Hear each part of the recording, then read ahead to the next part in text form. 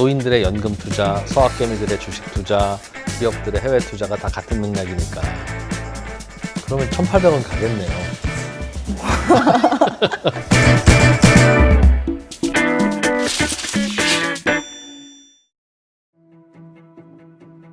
안녕하세요, 이진우입니다. 매일매일 재테크 투자하시느라고 정신이 없으시죠?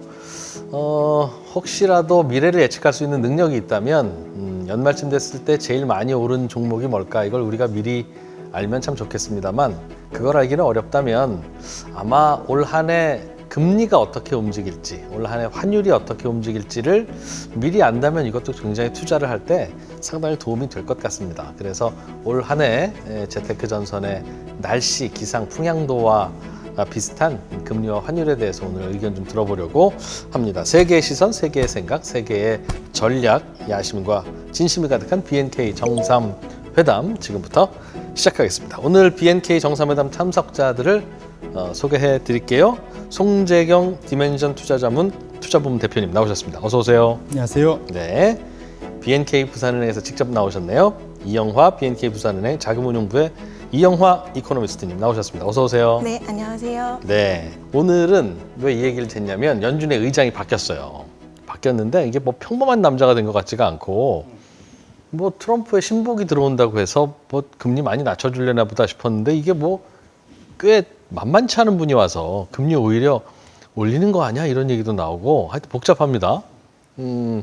워시, 케빈 워시 어떻게 봐야 될까요? 뭐 한마디씩 먼저 좀 시작해 주시죠. 저는 일단은 뭐랄까요. 워시 들어오면서 그냥 의문의 일패를 당한, 그냥 지명을 당했는데 모든 세상의 변동성은 다 나 때문이야라고 얘기 당하는. 워시가 억울하다? 네, 일단 워시는 억울하고요. 워시 때문은 아닌데. 그렇죠. 워시는 아무 말도 안 했습니다. 하기야. 그리고 심지어는 아직 청문회 통과도 안 됐습니다. 그러게 나도 그래서 워시 때문에 이런 건지를 어떻게 하나 싶기는 했어요. 근데 뭐 굳이 제가 받은 인상을 얘기하자면 매파의 탈을 쓴 친 트럼프 인사, 네, 뭐 정도로 해석을 할 수 있을 것 같고요. 뭐 과거의 이력 때문에 연준 이사 있을 때나 그 사이 한 얘기들 때문에 아마도 이제 매파적으로 본다는 거는 시장에서 제일 싫어하는 게 연준의 대차대조표 자산을 줄이는 거, QT라고 하죠. 자산 축소를 싫어하는데. 자산 축소를 싫어해요? 시장에서는 그치, 돈 흡수하는 걸 싫어하겠죠. 네, 그러니까, 돈 푸는 거 좋아하고. 네, 그런데 지금 워시 이사는 이거는 시장이 일종의 도덕적 해에 빠진 거다. 그리고 연준이 너무 끼어든다 시장에. 그래서 돈 함부로 풀지 말아주의자고. 네, 그러니까 기본적으로 지금 너무 과하니 내가 들어가면, 그러니까 정확히 그 얘기 아니죠. 지금 연준은 자산을 축소해야 된다라고 누누이 오랫동안 얘기를 해왔죠, 사실은. 그렇기 때문에 시장에서 QT를 이제까지 한 두어 번 했죠. 2018년도에도, 17, 18년도에도 한 번 했었고. 코로나 이후에도 했고, 최근에까지. 최근에도 한 2년 가까이 해봤기 때문에 그 끝이 별로 안 좋았었기 때문에 레포 시장이 막 더 들썩들썩하고. 그럼 풀려놓은 돈 흡수하려니까 생살 뜯어가는 것처럼 얼마나 아팠겠어요. 그러니까 일단 시장은 무조건 싫어하거든요. 그래서 혹시 워시가 오면은 지금 그 사이에 본인이 말한 대로 다 하는 거 아니야? 근데 이상한 게 워시가 와도 5월 이후에 온다면서요. 네. 근데 왜 1월 달 시장이 흔들리냐고요. 그러니까 사실 이제 울고 싶은데 뺨 때려준 거죠, 사실은. 저는 혹시 너무 많이 보고요. 오른 자산 가격이 안 그래도 부담됐었던 상황에서 괜히 핑계 하나 잡은 거는 아닐까요? 저는 이제 그렇게 보고 그런 쪽으로 있고요. 좀 보세요. 그리고 워시도 와서 제일 먼저 할 게 자산 축소부터는 아닐 거거든요. 그래서 선제적으로 하더라도 금리 인하부터 만약에 할 수 있으면, 그것도 할 수 있을지 모르겠지만 할 수 있으면 금리 인하를 먼저 하고 분위기 봐서 이제 자산 축소를 할 쪽으로 갈 가능성이 높지, 처음부터 그렇게 하기는 어렵다. 그리고 결정적으로는 연준 분위기가 그렇게 녹록치 않습니다. 벌써 견제고 막 들어오거든요. 녹록지 않다는 건 너 혼자 그렇게 꼬장꼬장하게 둘 수는 없어? 연정해 보면 거기는 n분의 1입니다. 예, 거기는 다 투표하잖아요. 민주주의잖아요. 의장이건 뭐건 간에. 네네네. n분의 1이기 때문에 그렇게 놓고 본다면 정말로 그냥 친트럼프적인 금리 인하를 찬성하는 그냥 비둘기 이사가 하나 들어간 정도의 수준일 거고, 그 다음에 이분이 사실은 나머지 다 한가닥 하는 분들이잖아요. 자기 예. 분야에서, 자기 지역에서. 그러니까 그분들을 다 설득해내서 그 왜 우리가 금리를 인하하고 왜 우리가 자산 축소를 해야 되는지가 다들 일단 설득이 돼야만. 그래서 그렇게 놓고 본다면 그걸 너무 시장에서 걱정할 필요 없지 않을까. 매파 성향이 있는 사람이기는 하지만 시장이 오버하는 것 같다라는 얘기했는데 어떻게 보셨어요? 이영하 이코노미스트께서는. 저도 사실 그 의견에는 많이 비슷하세요? 동의를 했습니다. 일단은 뭐 환율도 그날 1,460원대까지 뛰긴 했는데 좀 어느 정도 자산이 정리되면서 나타난 좀 단기 오버슈팅으로 봤었고요. 현재도 환율이 조금 내려오지 못한 데는 사실 뭐 월시 우려도 있지만 아무래도 2월 8일 일본 총선이 예정되어 있기 때문에 이에 대한 환율 추가 상승에 대한 우려로 인해서 좀 하방은 좀 막힌 그런 현상이 좀 나오고 있습니다. 워시는 그 지난 발언을 우리가 보고 판단할 수밖에 없는데 진짜 그런 매파 강경론자일까요? 아니면 그건 젊을 때 치기고 그 트럼프가 그런 그 강한 젊은이를 뽑았을 리가 없잖아요. 네, 지금은 그렇죠. 많이 둥글둥글해졌다로 보세요. 저는 이제 후자로 많이 보고 있는데, 네. 그래서 아무래도 월시가 주장하는 게 뭐 AI로 인해서 생산성이 많이 향상됐고, 그로 인해서 뭐 성장률도 더 증감시키면서 물가도 둔화될 수 있다라는 주장을 펼치고 있잖아요. 근데 그게 무슨 말입니까? 최근에 이제 AI로 인해서 좀 생산성이 향상됐기 때문에 생산성이 향상되게 되면 결국에는 잠재 성장률도 끌어올릴 수 있고 이로 인해서 결국 물가도 좀 둔화될 수 있다. 뭐 이런 논지를 최근에 그 많이 물가에 너무 우리 민감하고 화들짝 놀랄 거 아니다. 네, 그런 식으로 약간 좀 통화 정책에 대한 접근 방식 자체를 좀 이제 다르게 보고 있기 때문에 결국에는 생산성을 향상시키고 뭐 AI 뭐 이런 거 하려면 금리를 인하하고 규제를 완화해야 되는 측면이 있거든요. 그래서 그런 부분에서 오히려 지금 현재는 좀 스탠스가 변했을 가능성 또한 높다라고 판단을 하고 있습니다. 뭐 어쨌든 간에 이분은 5월 이후에 연준 이사 이자 의장이고 5월까지는 하여튼 트럼프라면 치를 떠는 파월이 계속 의장이잖아요. 5월까지는 통화 정책이 어떻게 될까요, 그럼? 1차적으로 이제 시장은 포기한 것 같습니다. 무슨 말이냐면 금리 인하를 시장 무조건 좋아하잖아요.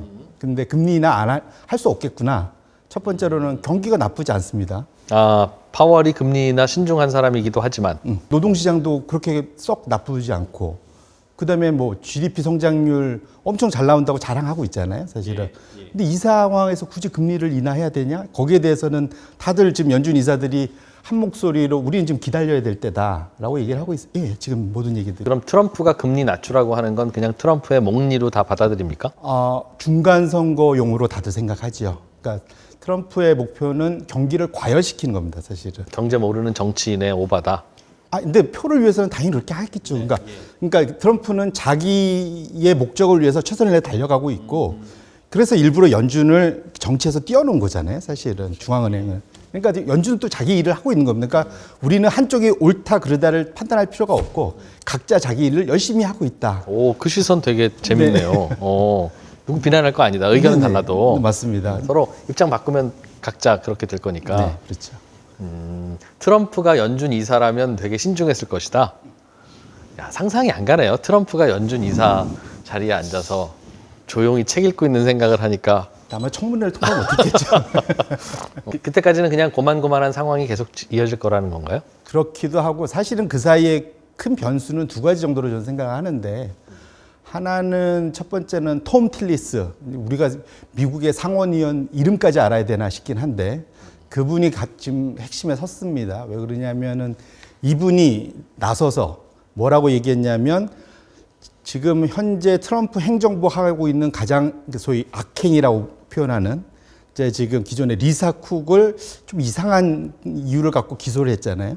근데 심지어는 그거랑 또 이제 연준 이사를 잘하는 거하고는 또 다른 건데, 예. 어쨌든 그거 이슈 하나. 또 두 번째로는 지금 그 오래된, 지금 100년 가까이 된 100년 넘었죠. 지금 연준 건물을 지금 리노베이션 하는데 그걸 과하게 쓸데없이 돈 많이 썼다. 그래갖고 이제 또 지금 그러니까 의회 보고 없이 예, 파워를 지금 또 이제 기소하려고 하고 있잖아요. 이제 이 두 가지에 대해서 말이 안 된다. 그래서 톰 틸리스 또 상원의원이 뭐 나이도 꽤 있으시지만 올해까지만 하고 이제 더 이상은 난 의원 안 해.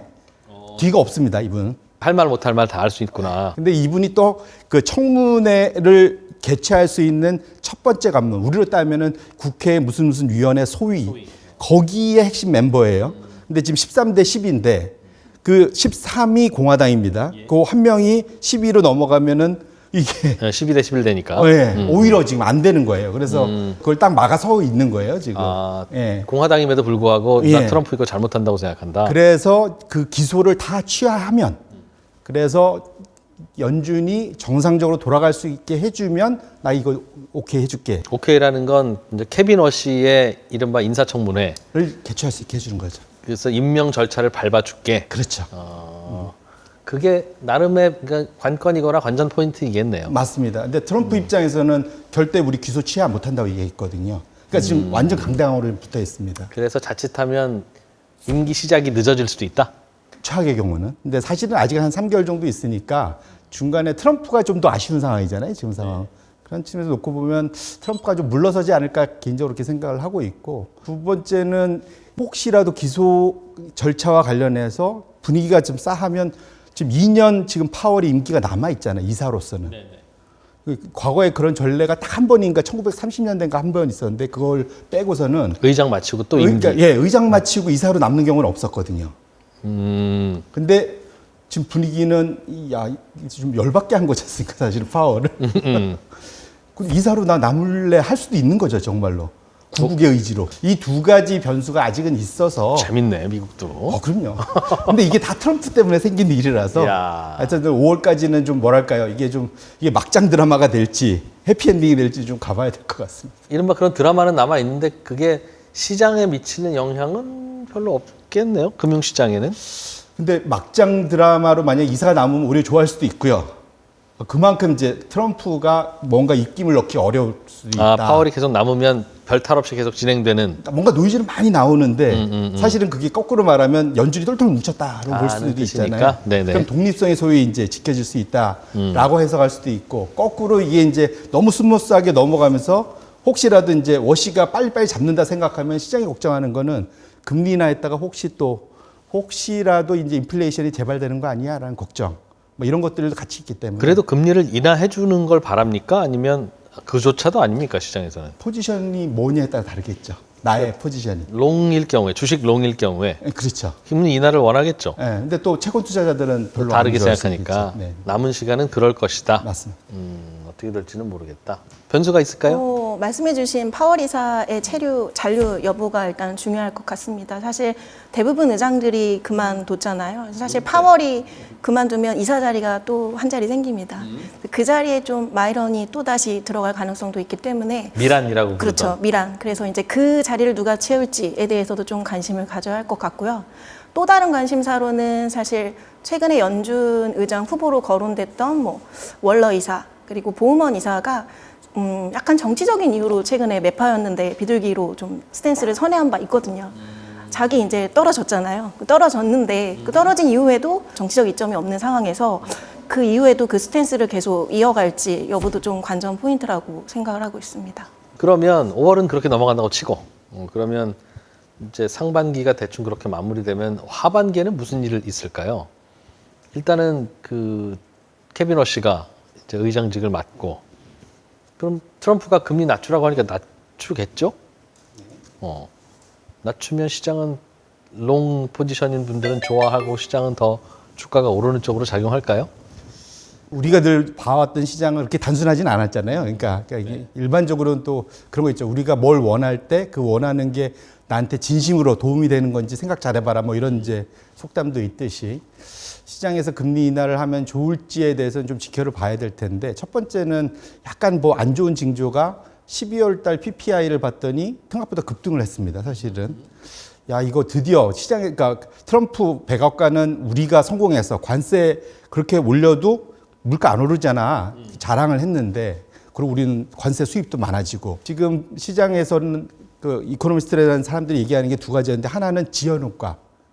일차적으로 초반에 많이 사놨기 때문에 이게 안 나타나는 거지, 안 나타나는 게 아니야. 리가 없다. 예, 네. 뒤로 결국은 한 번은 나타날 거다. 두 번째로들 걱정을 하는 것 자체가 과연 이것 때문에 혹시라도 거기에 금리 인하까지 하게 되면은 이걸 좀 더 막 그럴 거 아니냐? 시킬 수 있지 않겠느냐. 또 하나는 지금 그 사이 중간에서 관세는 대부분 수출업자가 다 낸다고 그랬는데 트럼프 그렇게 주장하죠. 근데 실제로는 지금 최근 연준이나 그러니까 연준 밑에 있는 그 이코노미스트들이나 유럽에서 독일에서 이렇게 나온 자료들 보면은 지금 100이 있으면 실제로 수출업자들이 그러니까 해외 업자들이 내는 것은 10이 안 되고 5도 안 된다는 얘기가 있어요. 다 수입업자나 소비자한테 전가된다. 그렇죠. 근데 이제 소비자가 그렇게 안 냈으니까 사실 중간에서 마진을 깎아먹고 했는데 이게 과연 계속될 수 있겠어? 라는 거. 이것이 다 그러니까 끝날 때까지 끝난 게 아니다라는 측면에서는 지금 말씀 주신 게 이제 5월 전까지도 안 가고 지금부터 한 두어 달부터는 이후로부터는 서서히 좀 잘 살펴봐야 될 미국의 물가가 들썩이지 않느냐. 혹시라도 이제 이런 걱정들이 분명은 있다. 그러니까 보통 두 가지 중에 하나죠. 통상은 이게 아니면 고용이 뚝 둔화되겠죠. 죽거나. 네, 네. 그러니까 관세의 부작용이 나타나느냐 여부가. 그렇죠. 그건 이제 올해가 진검승부다 이렇게 보셔야 되는 거죠. 그게 이제 나타나려면 나타날 때 됐으니까. 그렇죠. 나타나기 시작하면 시장은 깜짝 놀랄 거고. 맞습니다. 전례 없는 관세였으니까 이 여파가 어디까지 될지 코로나 때처럼 모르겠네요.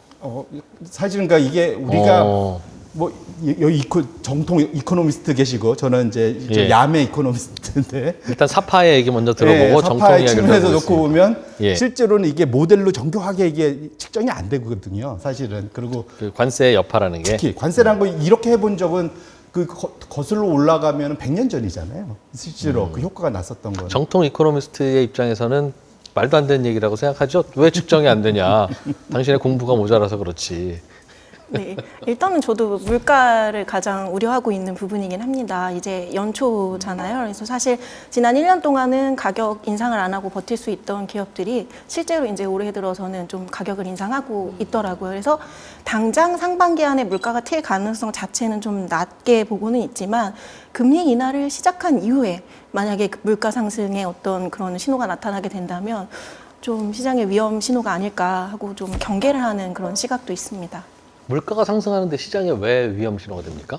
아무래도 뭐 금리 괜히 인하했다라는 그런 우려라던가 이번 인하 사이클은 좀 빨리 끝나겠다라고 금리를 하면서 올릴 것 같으니까. 네, 그러면서 좀 시장에 좀 선반영이 빠르게 나타날 수 있는 거죠. 그 말은 저금리로 인한 유동성 효과를 보던 주식 롱 투자자들의 입장에서는 안 좋다 그 말인 거죠? 네, 지금 뭐 워시 임명되고 나서 나타난 금융시장의 반응만 보더라도 대략적으로 좀 짐작해 볼 수 있지 않을까 싶습니다. 금리 얘기는 이 정도로 해보고 앞으로의 환율 전망 내지는 환율이 이렇게 되고 있는 원인 그냥 섞어서 얘기 좀 해보죠. 네. 일단 최근에 세미나를 가면 이제 가장 환율에 대한 질문을 가장 네. 많이 받습니다. 뭐 직업이 그래서도 있지만 이제 개인뿐만 아니라 기업 고객분들 모두 다 관심이 굉장히 많으신데요.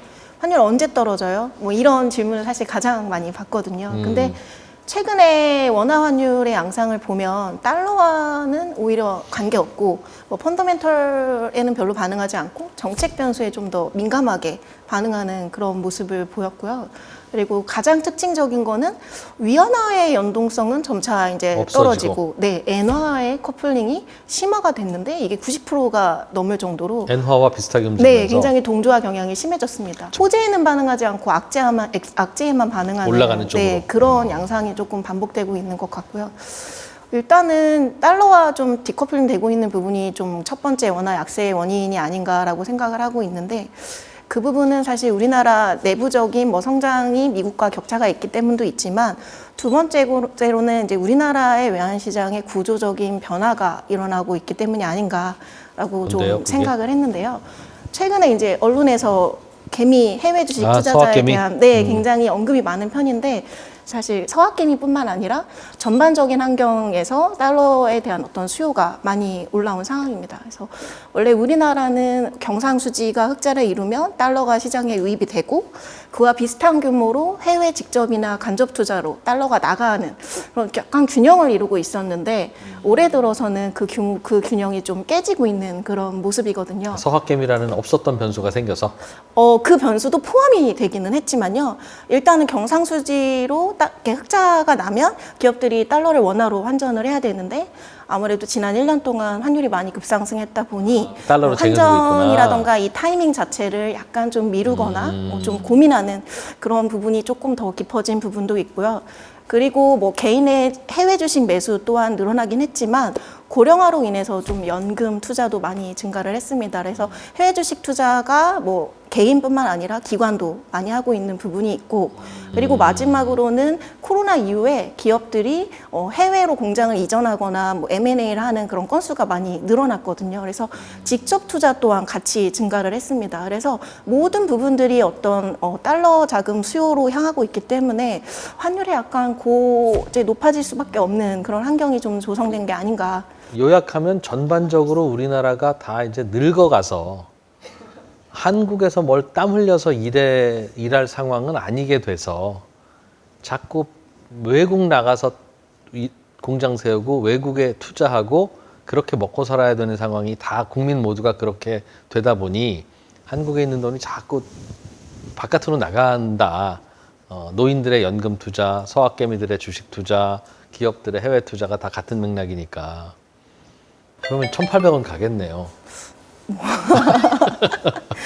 중장기적으로 몇십 년 뒤를 생각하면 가능할 수도 있겠지만 네. 단기적으로는 저는 상단은 좀 제약됐다라고 판단을 하고 있습니다. 그래서 최근 한두 달 동안 시장을 보았을 때 지난 연말에 정부에서 전방위적으로 정말 많은 대책들을 연이어서 내놨거든요. 그래서 그런 명확한 시그널을 줬고 다음 달에 RIA 계좌, 국내 해외 개미들이 이제 우리나라로 돌아왔을 때 어떤 인센티브를 주는 뭐 그런 그거 조금 해외 주식 그쵸. 돌아오라 서학개미 다 돌아오진 않겠지만 어느 정도의 그런 전방위적인 노력을 하고 있기 때문에 어느 정도 수급 쏠림이 완화될 수 있는 기미가 있다면 하향 안정 전개 가능성 자체도 있지 않을까라고 좀 생각을 하고 있습니다. 보통 이제 모든 자산 가격도 그렇고 환율도 그렇고 다들 정신 차리고 보면 이렇게 올라갈 건 아닌데 매수와 매도가 막 올라갈 때는 매수는 다 빨리 살려고 그러고 매도는 팔려고 했다가도 오르니까 안 팔고 이러다 보면 또 오르고 이게 자꾸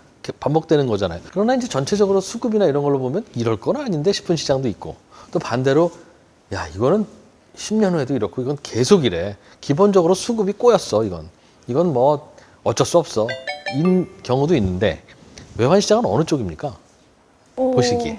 사실 두 가지 성격 다 반은 복합적인 꼬였고 결과 반은 심리다. 네라고 좀 판단을 하고 있습니다. 실제로 뭐 떨어지면 계속 매수세가 개인뿐만 아니라 기업 모두 이제 환율의 급등을 경험했기 때문에 이제 많이 이제 매입을 하시려는 그런 스탠스고 반대로 작년에 이제 기업 같은 경우에는 이미 환율로 많이 이득을 봤잖아요. 그래서 뭐 1,480원에 매도하지 못하더라도 아직 여유가 있기 때문에 좀 서두를 이유는 없다. 뭐 이런 스탠스도 있기 때문에 좀 이런 부분들이 환율 상승에 대한 심리를 부추긴 바가 있지 않나라고 좀 판단을 하고 있고요. 사실 현재 환율의 방향성을 좌지우지할 수 있는 국내 주요한 변수로는 이 상승에 대한 기대 심리가 꺾이는 게 가장 심리가? 중요하고 그래서 심리냐 아니면 펀더멘털이냐를 여쭙는데 심리로 움직이지만 그 기저에는 펀더멘털도 있다. 네, 있습니다. 걱정이 안 되는 바가 없습니다. 당연히 걱정이 좀 될 만한 거고, 그러니까 고령화에 말씀 주신 대로 여러 가지 해외로 자꾸 달러 수요가 근데 있을 이게 수밖에 없다. 신기한 게 근데 그러면은 우리 주변에 대만과 일본과 인도도 똑같나? 근데 왜 이제 이 얘기를 하냐면 최근에 우리가 아까 이제 작년 한 해 동안이 환율이 난리였어요. 올해까지도 그런데 그 환율을 가만 놓고 보면은 6월 말까지는 오히려 원화가 강세로 가다가 6월 말을 기점으로 다시 올라와서 연말 끝날 때 보면 연초 수준으로 그러니까 V자로 와서 그냥 연초 수준으로 끝이 났거든요. 그래서 거기서 이제 지금 옆에서 지금 헤매고 있는 건데 이게 사실은 그렇게 놓고 봐서 그러면은 이제 올라간 거, 그러니까 원화 약세, 달러 강세, 그 기간을 대략 한 6개월로 끊어놓고 보면 작년부터 아시아권에 제가 말씀드렸던 대만, 일본, 한국, 인도 요 네 나라가 약세 대표적인 나라들입니다. 네. 그런데 지금 각각의 사실은 내용, 뻐꾸기 우는 사람들은 다 다른데 환율은 똑같이 약세를 보였거든요. 그 수준이 대만이 제일 심했고요.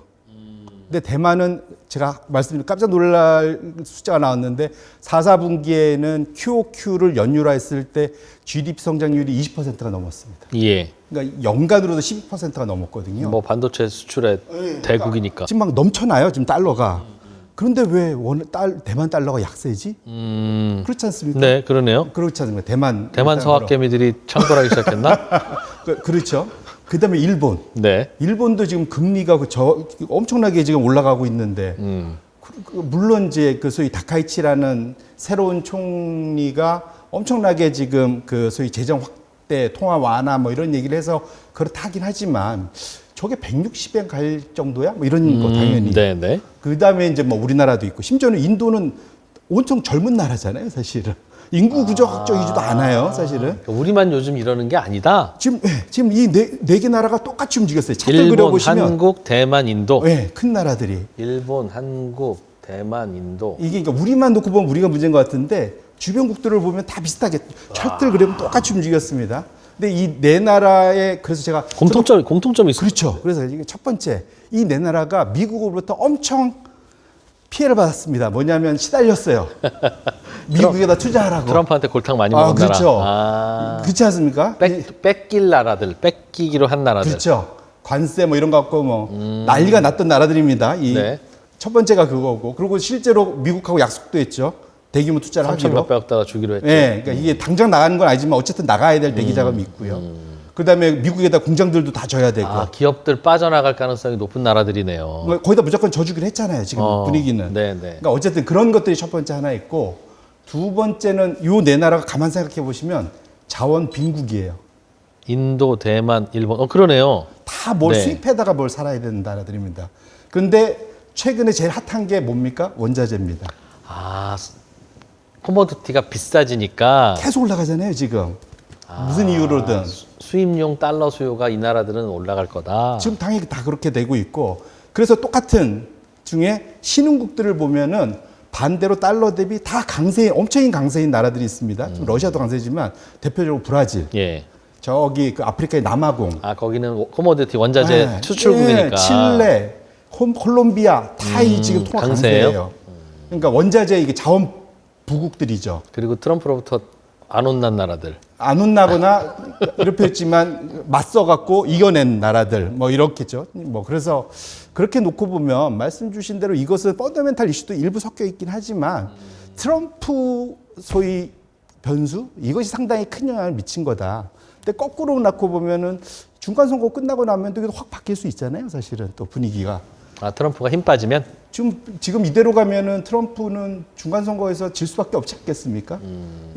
바로 지난 얼마 전에 지금 텃밭인 텍사스에서 상원 의원에서 졌잖아요. 예. 지금 이 분위기면 이대로 가면은 완전 완패할 가능성이 높습니다. 공화당이. 그럼 연말부터는 트럼프 레임덕의 시작이다. 사실은 그 전부터 될 수도 있겠죠. 사실은. 그러다 보면 트럼프한테 뭐 욕먹은 나라들 뭐 다 상대적으로는 이제 그것이 좀 약화되겠죠.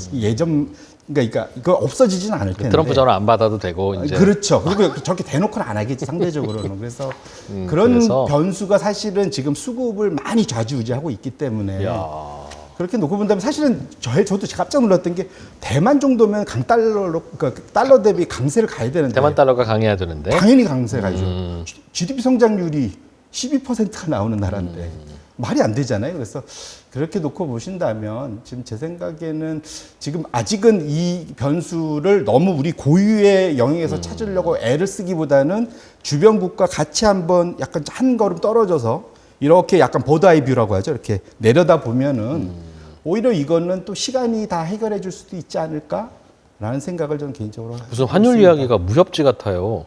되게 재밌네. 왜냐면 트럼프가 하는 게 무협지 같잖아요. 연말쯤 되면 그럼 그 접근하면서 미국의 여론이 환율을 영향을 주겠군요. 우리 환율을. 그죠? 다 트럼프 지금 지지도가 제가 떨어지면 얘기했던 나라들에서 트럼프 지지도 떨어지면 환율도 떨어질 거다. 비트코인도 떨어지고 환율도 떨어지고. 요즘 비트코인 떨어지는 것도 트럼프 지지율 때문이에요? 트럼프 지지율하고 그려보면 똑같이 갑니다. 트럼프가 친코인이어서. 그렇죠. 또 그런 게 있었네. 이게 야매 이코노미스트가 그러니까 근거는 하나도 없는데 설득력은 되게 있어요. 와.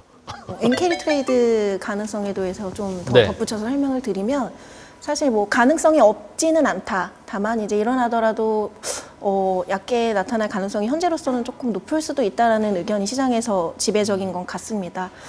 미국에서 이제 그 거래소에서 나오는 숏 포지션 추이를 봐도 아직까지 뭐 매도 포지션이 큰 상황은 사실 아니더라고요. 이런 것도 있고 또 일본은행이 뭐 금리 정상화를 하고는 있지만 속도가 작년에 1월하고 12월 이렇게 올렸거든요. 속도가 굉장히 느립니다. 그래서 금리를 빨리 올리지 않을 거고 엔화가 빨리 강세가 되지는 않을 거고 뭐 그런 부분 때문에 현재로서는 뭐 가능성은 조금 낮은 쪽의 의견이 좀 더 우세한 상황이긴 하지만 좀 걱정되는 게 있다면 직전 엔캐리 청산 때는 주식 자금 위주로 자금이 빠졌었는데 예. 이번에 만약에 이제 대표님께서 말씀하신 대로 채권 자금 위주로 자금이 빠지게 된다면 뭐 달러 강세, 엔화 강세, 원화 약세 약간 이런 좀 이상한 조합이 연출될 수도 있지 않을까. 그거 방금 무슨 말이에요 그게? 뭐 이게 이제 아무래도 캐리 트레이드가 청산되니까 엔화가 강세를 나타낼 수는 있잖아요. 일본으로 다시 돈이 돌아갈 테니까 네, 엔화 네, 강세. 엔화 강세를 나타낼 수 예. 있는데 이게 이제 리스크 오프 안전자산 선호랑 겹치게 그럼 되면 금융시장 개판될 거고. 그렇죠. 그렇게 그러면 되면 달러도 강세. 강세를 보일 수 있고 또 미국 채금리가 오르긴 했지만 또 이제 안전자산이라는 인식도 있기 때문에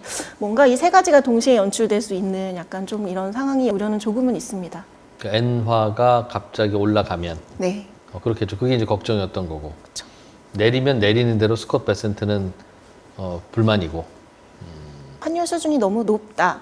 상승보다는 하락할 가능성 자체가 높다라는 의견에는 좀 동의를 하지만 좀 다시 반등할 가능성에도 대비할 필요는 있다라고 판단은 되는 게 말씀드렸다시피 이번 연준의 금리 인하 사이클은 당장 미국이 경기 침체고 갑자기 이제 안 좋아져서 하는 그런 금리 인하 사이클이 아니고 더 나빠지는 것을 방어하기 위한 그리고 어느 정도 정치적인 목적이 섞인 그런 성격의 금리 인하 사이클이다라는 거를 감안하게 된다면 지금 시장에서 예상하고 있는 컨센이 2차례 인하가 끝난 이후에는 오히려 이제 원래 다시 금리 인상하는 기조로 가는 거 아니야? 라고 하면서 좀 반등할 소지가 있기 때문에 달러가 강세로. 그렇죠. 그래서 이 부분에 대해서는 좀 그것도. 연말에 좀 경계할 필요가 있지 않나 하고 판단하고 있습니다.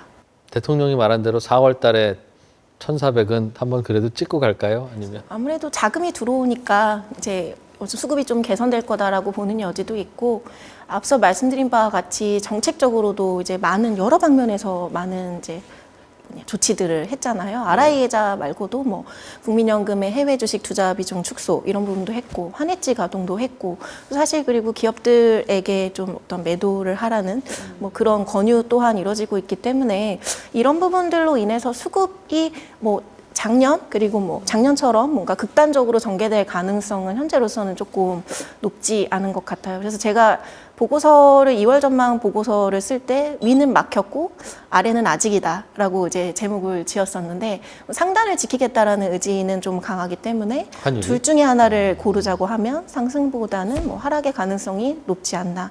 다만 대외 여건이 갑자기 뭔가 다른 이벤트가 발생하지 않는다는 전제 하에서는 좀 가능성 자체는 하락 쪽을 좀 더 높게 시장에서는 보고 있습니다. 정부 의지가 워낙 강하게 느껴진다. 네, 그래서 수급 쏠림 완화 여부가 사실 국내 내부적으로는 가장 중요하고 이제 외부 변수로는 이제 지금 2월 8일 총선 결과가 굉장히 중요한데 이 부분 때문에 지금 환율이 좀 하방 경직성을 보이고 있거든요. 이벤트 이후에 어떤 스탠스를 봐야 되기 때문에 보이는 그런 부분들을 감안하게 된다면 이벤트 종료 이후에는 좀 어느 정도 방향성을 탐색할 수 있지 않을까 생각하고 있습니다.